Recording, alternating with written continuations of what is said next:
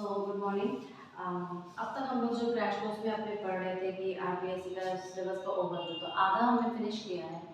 सो right now हम क्या कर रहे हैं, आज क्वेश्चन पेपर सॉल्व करते हैं। ओके, सो क्वेश्चन पेपर में क्वेश्चन नंबर जो लास्ट के जितने क्वेश्चन सॉल्व किए हैं, आज हम लोग जो क्वेश्चन का स्लॉट लिए हैं क्वेश्चन नंबर 51 से लिए। ओके, सो ये है क्वेश्चन पेपर फिजिक्स का 2015 का। ठीक है, 2015 का है क्वेश्चन पेपर। नाउ पहला क्वेश्चन क्या है? पहला क्वेश्चन है कि for a given material y is equal to 2.4 eta. अब y क्या है? y है हमारा यंग मॉडुलस और ईटा क्या है? ईटा है हमारा मॉडुलस ऑफ रिजिडिटी। ठीक है, अब देखिए अब पूछा क्या है इसने पूछा है कि पॉइजन इक्वेशन रेशियो क्या होगा, राइट? तो हम जानते हैं कि यंग्स मॉडुलस जो y होता है वो क्या होता है? Longitudinal stress upon longitudinal strain. ठीक है, लॉन्गिट्यूडिनल स्ट्रेन। सिमिलरली अगर हम लोग मॉडुलस ऑफ रिजिडिटी देखें या शियर मॉडुलस कहीं कहीं पर होता है यूज, या वो मॉडुलस ऑफ रिजिडिटी भी बोल सकते हैं जो कि एंगल की वजह से होता है। ठीक है, सो हम देखते हैं कि ईटा या modulus of rigidity that is eta. ठीक है, अब ये ईटा क्या होता है? Longitude shearing stress upon shearing strain. ठीक है, और इसका क्या होता है? न्यूटन पर मीटर स्क्वायर। इसके ऐसा यूनिट साथ में हम लोग ऐसा यूनिट पे डिस्कस कर ले रहे हैं जिससे कि आप लोगों को हेल्प हो। नाउ नेक्स्ट, जब हम पॉइजन रेशियो की बात करते हैं तो क्या करते हैं? पॉइजन रेशियो बोलता है कि हम हमारा अगर विद इन इलास्टिक लिमिट में हम देखना चाहें तो ये लैटरल से लॉन्गिट्यूडिनल का रेशियो होता है। ठीक है, तो लैटरल अगर हम पॉइजन रेशियो बोले, पॉइजन रेशियो तो ये बोलेगा कि lateral strain upon longitudinal strain. ठीक है, अब पता है ये जो अगर हम क्वेश्चन में पूछा बल्क मॉडुलस में पूछता तो पॉइजन रेशियो का बल्क के साथ रिलेशन भी होता है, ईटा के साथ भी रिलेशन होता है, y के साथ भी रिलेशन होता है। ठीक है, सो हमें क्या पूछा है इसने? हमें पूछा है सिग्मा y और ईटा के बीच में रिलेशन। ठीक है, और इन दोनों के बीच में रिलेशनशिप बता दिया है कि y is equal to 2.4 of eta. तो हमारे पास एक रिलेशन होता है क्या कि Young modulus is equal to 2 times of rigid modulus plus 1 upon 1 plus sigma. मतलब बस अब इसमें अपना चार चीजें बैठा देंगे। हमारे पास क्या दिया है? y is equal to 2.4 times of eta. This implies that अब इसमें इसको पुट करेंगे तो 1 plus sigma is equal to 2 eta upon y, या हम ये भी लिख सकते हैं 2 ईटा अपॉन 2.4 ईटा, ईटा ईटा करते हैं 1 अपॉन 1.2। ठीक है, अब इसको सॉल्व कर लेते हैं कि 1 प्लस सिग्मा है तो 1.2 into 1 plus sigma is equal to इतना हो जाएगा हमारा 1। ठीक है, तो 1.2 times sigma is equal to 1 minus 1.2 is equal to minus 0.2। तो सिग्मा क्या आ जाएगा? हमारा डिवाइड करेंगे तो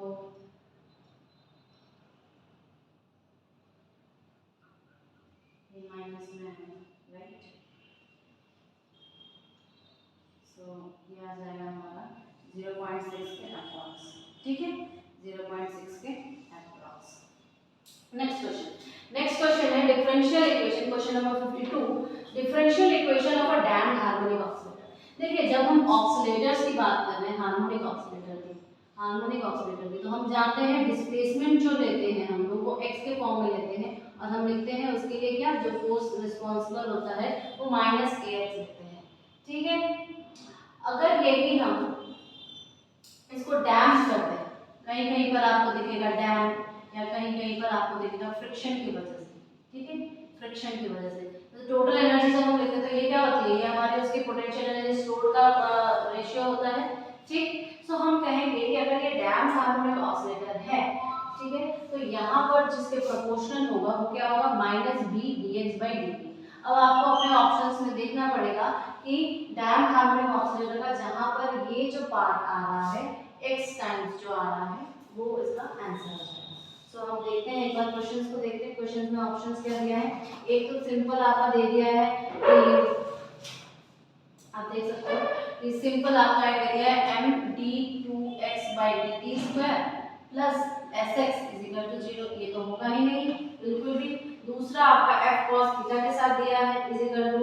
तीसरा आपका दिया है कि md2x/dt² प्लस kdx/dt, ठीक है, और प्लस sx 0। तो ये राइट ऑप्शन होगा। क्यों? क्योंकि इसमें ये डैम्पिंग फैक्टर की वजह से आएगा,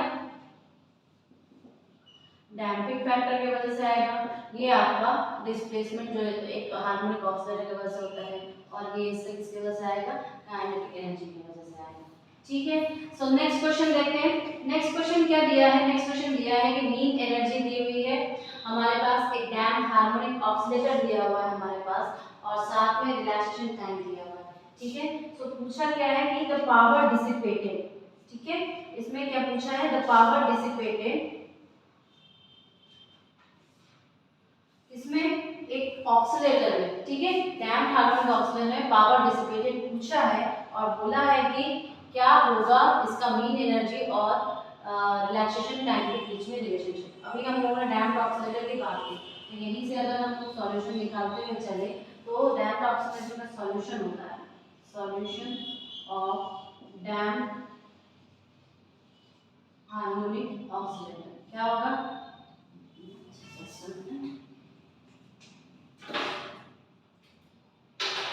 ठीक है, तो इसका सॉल्यूशन क्या होगा। अगर देखो हमने डैम्पिंग के लिए क्या लिया था, डैम्पिंग फैक्टर के लिए -b dx/dt था। ठीक है, एक चीज हमारे पास ये है। नेक्स्ट मैं कह रही हूँ, नेक्स्ट हम कह रहे हैं कि इसका सॉल्यूशन जो x है वो क्या होगा, इसका सॉल्यूशन x क्या होगा। तो एक तो कांस्टेंट आएगा जो कि इसका एम्पलीट्यूड होगा, एम्पलीट्यूड हो जाएगा a e⁻ rt ले लो, ठीक है, और अगर इसमें फेज साइन के साथ चलाते हैं अगर, तो ये ओमेगा टी प्लस पाई हो जाएगा।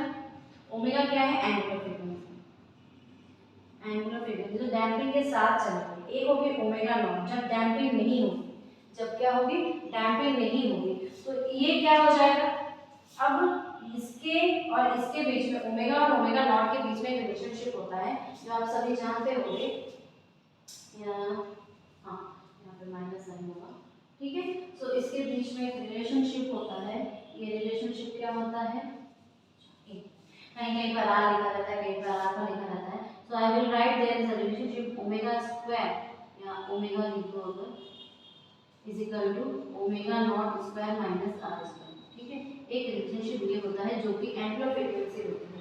नेक्स्ट, अगर ये डैम्पिंग कर रही है, अगर ये डैम्पिंग कर रही है, और हम ये भी जानते हैं कि ओमेगा नॉट जो नेचुरल फ्रीक्वेंसी होती है वो क्या होती है, k/m के अंडर रूट होती है, k/m के अंडर रूट होती है।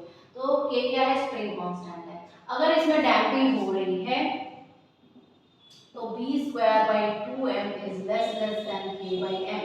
अगर इसमें हम ये कह रहे हैं कि हमारे पास जो डैम्पिंग है वो काफी वीक डैम्पिंग है, ठीक है, अगर ये काफी वीक डैम्पिंग है तो काइनेटिक एनर्जी क्या हो जाएगी, काइनेटिक एनर्जी हो जाएगी हमारी k is equal to 1/2 m d2x/dt², ठीक है, और kinetic energy plus potential energy मिला के ही हमारा एनर्जी होगा।